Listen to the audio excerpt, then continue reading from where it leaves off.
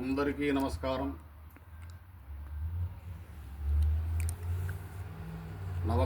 నవగ్రహాల దగ్గరికి వెళ్ళినప్పుడు, గుడికి వెళ్ళినప్పుడు నవగ్రహ స్తోత్రం పఠించేటువంటి స్తోత్రం నవగ్రహ స్తోత్రం.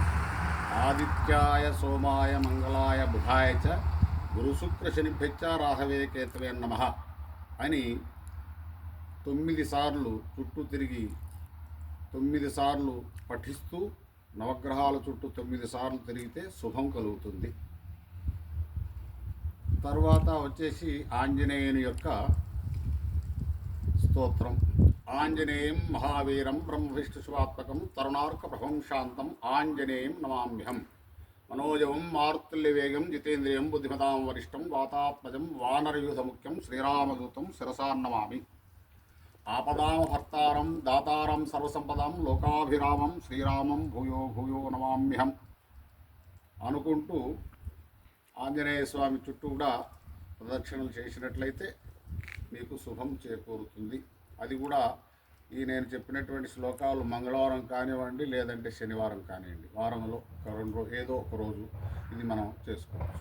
అదే దేవి దగ్గర అంటే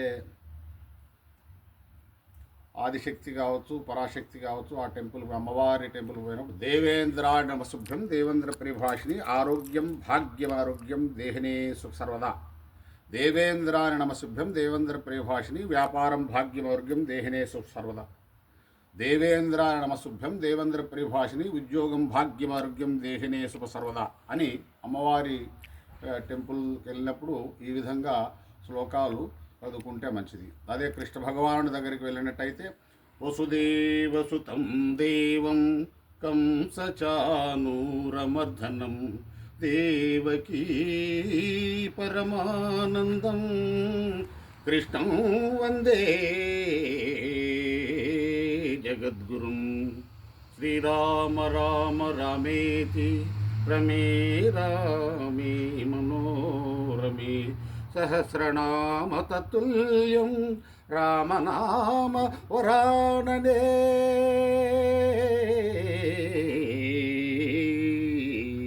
జై శ్రీరామ్, జై శ్రీమన్నారాయణ.